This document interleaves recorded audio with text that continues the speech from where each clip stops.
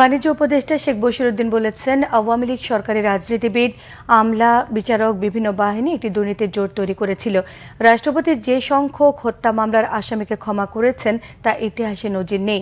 চট্টগ্রাম মহানগরীর একটি অভিজাত হোটেলে the institute of cost and management accountants of Bangladesh আয়োজিত মতবিনিময় সভায় তিনি এসব কথা বলেন।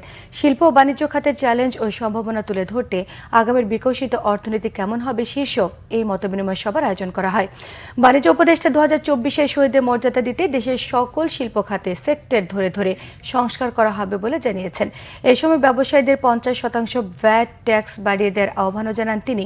সভায় ব্যবসায়ীরা বলেন, এবছর সরকারের সবচেয়ে বড় চ্যালেঞ্জ মূল্যস্ফীতির নিয়ন্ত্রণ। এছাড়া আর্থিক সেক্টরে লুটপাট, দুর্নীতির বিচার এবং কার্যকর সংস্কার চান ব্যবসায়ীরা।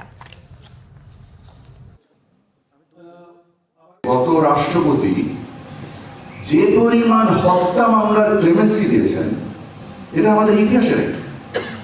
আমি কথাটা অবতারণা এই জন্য করছি, আই উইল সে যে এই রেজলিউশনটা নেন যে আপনারা যেসব বিজনেসকে প্রতিনিধিত্ব করেন এখানে, সেখানে সম্ভব একত্রিত হয়ে 50% ভ্যাট অ্যান্ড ট্যাক্সটা বাড়াই দেন। এই দেশটা ভালো হয়ে যাবে। আর এর মাধ্যমে এই 2000 শহীদের মর্যাদা আমরা স্থাপন করতে পারবো, আমরা পারবো।